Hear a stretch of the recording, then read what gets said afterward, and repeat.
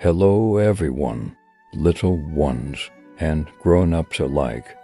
Welcome.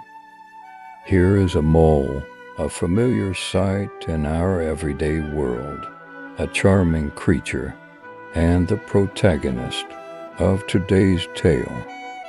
Let's embark on a journey into the Wen and the Willows by the renowned British author Kenneth Grahame, originally published in 1908.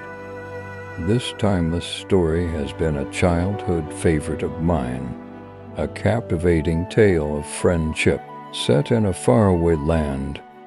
Let's spread our wings of imagination and step into the enchanting world of The Wen and the Willows. Chapter 1, The River Bank. Episode 1, Spring Adventure.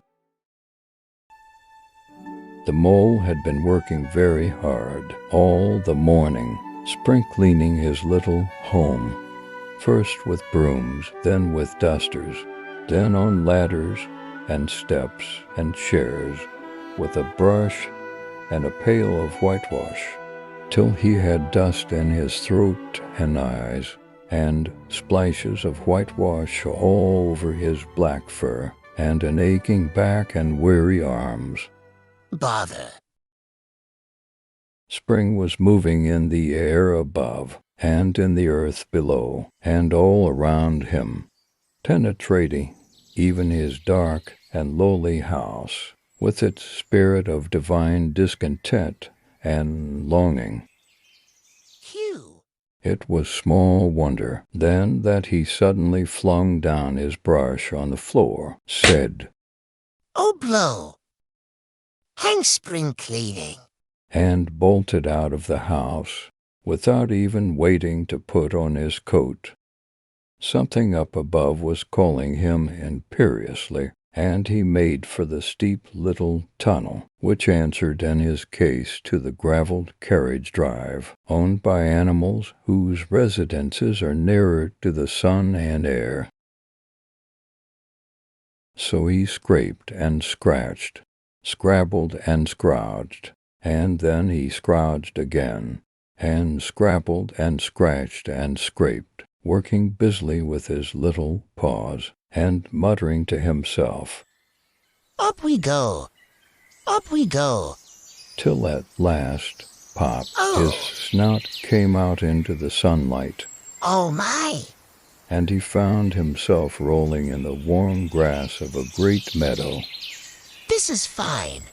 He said to himself. This is better than whitewashing. The sunshine struck hot on his fur. Soft breezes caressed his heated brow.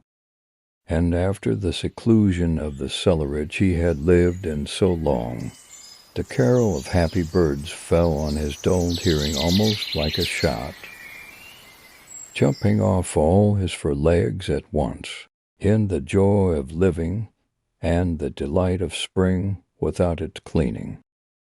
He pursued his way across the meadow, till he reached the hedge on the further side.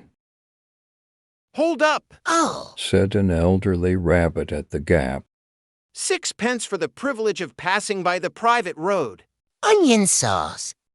Onion He was sauce! bowled over in an instant by the impatient and contemptuous mole, who trotted along the side of the hedge, chaffing the other rabbits as they peeped hurriedly from their holes to see what the row was about. Onion sauce!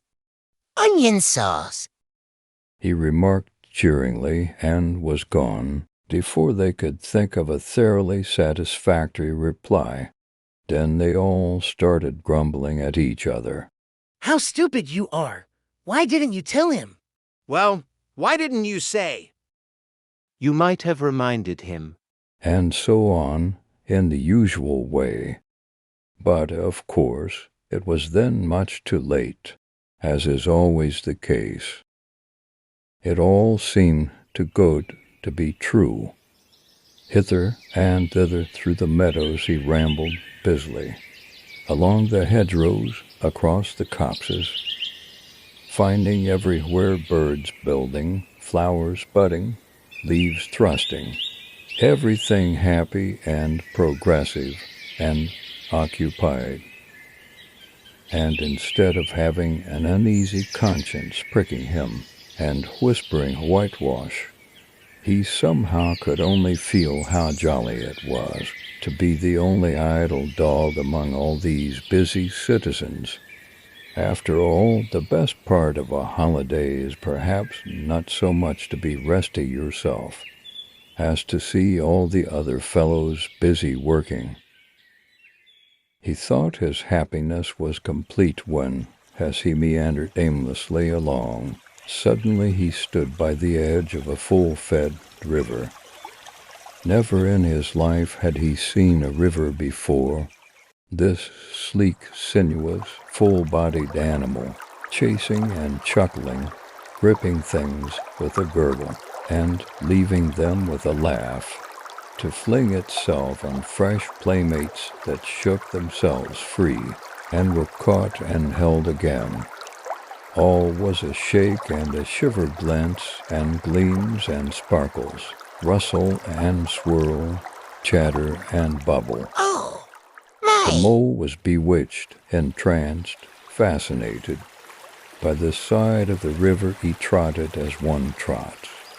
When very small, by the side of a man who holds one spellbound by exciting stories, and when tired at last he sat on the bank, while the river still chattered on to him, a babbling procession of the best stories in the world, sent from the heart of the earth to be told at last to the insatiable sea. Oh, my! Oh, my! Thank you for joining us on the Charlie and Dreamland Chronicles channel. And your support means the world to us. Be sure to subscribe for upcoming episodes. And don't hesitate to leave a review or comment. Stay tuned for our next episode. A new friend. Until then, take care and keep enjoying the journey with us. Thank you. See you later. Goodbye. See you again in the next episode.